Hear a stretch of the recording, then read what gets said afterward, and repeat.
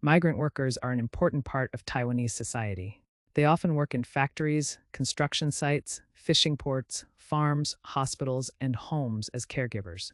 On holidays, many migrant workers gather in train stations, parks, markets, and Southeast Asian shops to relax and meet friends.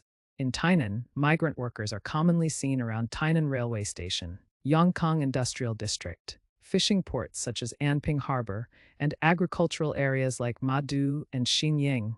Many also visit Indonesian, Vietnamese, or Filipino grocery stores and restaurants during weekends.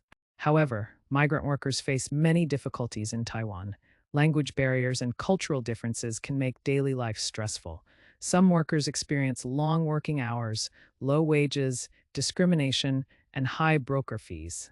Caregivers may have very few days off and experience emotional stress. The situation of migrant fishers is especially difficult. Many foreign fishers work on deep-sea fishing boats for months at a time. They may face dangerous working conditions, lack of sleep, delayed wages, and limited communication with their families.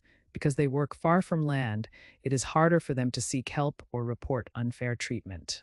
Even with these challenges, migrant workers contribute greatly to Taiwan's economy and society. They help care for the elderly, support industries, and bring cultural diversity to Taiwan. Therefore, respect, fairness, and human rights protection are very important for all migrant workers.